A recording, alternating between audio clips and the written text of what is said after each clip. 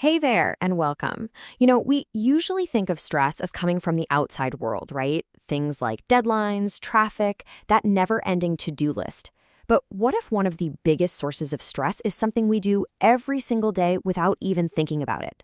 Today, we're going to uncover that hidden connection between the food on your plate and the stress inside your body. So, does this sound familiar? That feeling of being totally drained, maybe a little on edge all the time, or like you're trying to think through a thick fog? Well, these aren't just signs of a busy life. They are classic textbook symptoms that your body's stress response system is stuck working overtime. And the main character in this whole story is a hormone called cortisol. Now think of it as your body's built-in alarm system. It's designed to give you that jolt of focus and energy you need to handle an immediate threat. In short bursts, it's not just a good thing, it's absolutely essential for our survival. And that is the absolute key difference here. You've got acute stress, like, say, swerving your car to avoid an accident. That's helpful. Cortisol sharpens your focus, gets you ready to act. But the real problem in our modern world is chronic stress, where that internal alarm is just constantly blaring, never ever getting a chance to shut off. And when that alarm is always on, the results are, well, they're not great. We're talking about that stubborn weight gain, especially around the belly, that deep fatigue and brain fog we mentioned, just terrible sleep, feeling way more anxious than usual, and even getting sick all the time because your immune system is taking a hit. So we try to manage all the external stuff, right? We meditate, we try to get organized, we take breaks. But here's the big twist for today. What if the biggest trigger for your internal stress alarm isn't your overflowing email inbox, but what's actually in your lunchbox? All right, let's meet the usual suspects. In this section, we're going to identify the 5 main types of food that can secretly send your cortisol levels through the roof. Okay, first up, the #1 offender by a long shot, sugar and refined carbs. And I'm not just talking about candy here. This is your sugary drinks, pastries, white bread, pasta, even a lot of those supposedly healthy fruit juices. The thing they all have in common, your body burns through them super fast, and that sets off a massive hormonal chain reaction. Just look at how fast this all happens. Imagine this. You down a soda at 1 o'clock. By 1:30, your blood sugar is sky high. You feel great for a minute. But then, just an hour later, you hit that massive energy crash. Your body panics, and by 2:45, it sends in cortisol like an emergency response team to deal with the crisis. So this is the vicious cycle you get trapped in. The sugar spikes your blood glucose. Your body releases a flood of insulin to bring it down, but it often overcracks. That leads to a blood sugar crash, and your body sees that crash as a life or death stress event. So it releases cortisol to bring your blood sugar back up to a safe level. If you do this day after day, you're basically keeping your stress hormones on high alert 24/7. All right, culprit #2. This one might be a little painful for some of us because it's something many of us rely on to just function. It's caffeine, and its effect on our stress hormones is way more direct than sugars. See, caffeine doesn't need a whole chain reaction. It basically just walks right up to your adrenal glands, knocks on the door, and tells them, hey, release cortisol right now. And this happens even if you're feeling totally calm with absolutely nothing else stressful going on. That morning cup of coffee is literally manufacturing a physical stress response in your body. Next up on our lineup are heavily processed foods. You know the stuff. It's a huge category. Fast food, fried snacks, all those packaged meals that come in crinkly bags and cardboard boxes with a list of ingredients you can't even pronounce. So how does this work?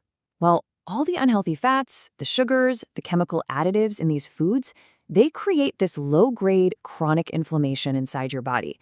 It's like a tiny fire that's always smoldering. Your body sees this constant inflammation as an internal threat, and its main tool for fighting that threat is, you guessed it, more cortisol. Now, #4 is a really tricky one because a lot of people use it specifically to unwind and de-stress at the end of the day. But when you look at your hormones, alcohol can do the exact opposite. It really hits you with a double whammy. First, it completely messes up your body's natural cortisol rhythm, which is supposed to be low at night so you can relax. And second, and this is maybe the bigger deal, it stops you from getting that deep, restorative sleep your body desperately needs to reset and lower its cortisol levels. So that nightcap is actually sabotaging your body's recovery from stress. And our final culprit is excessive sodium. This is another sneaky one, often hidden in things like canned soups, processed meats, and pretty much all fast food. Too much salt puts direct stress on your adrenal glands, the very glands that make cortisol, which just adds another layer of stress to the whole system. Okay, that was the bad news. But here's the really good news. You have so much power here. So let's flip the script and talk about the counterattack. The foods that can actively help your body manage stress and calm that cortisol response right down. I want you to think of these foods as your personal anti-stress toolkit. Protein, from stuff like eggs and fish, helps stabilize that blood sugar roller coaster. Omega-3s, which you find in salmon and walnuts, are powerful anti-inflammatories. They're like firefighters for that internal stress. Fiber slows down how fast you absorb sugar, preventing those spikes and crashes. And yes, that's not a typo. A little bit of high-quality dark chocolate actually has compounds that can help lower cortisol levels. So let's make this super practical. This isn't about some crazy restrictive diet.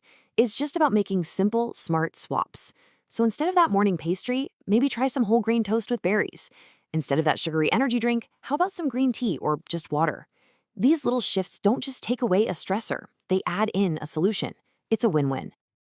So, what is the big takeaway from all of this? It's that you can actually forge a path to feeling better and having more hormonal balance one meal at a time. And here is a super simple 3-step action plan. First, just start to notice.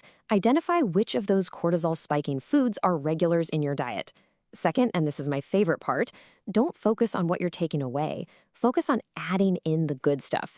And third, and most importantly, remember the goal here is balance, not perfection. And this really says it all, doesn't it?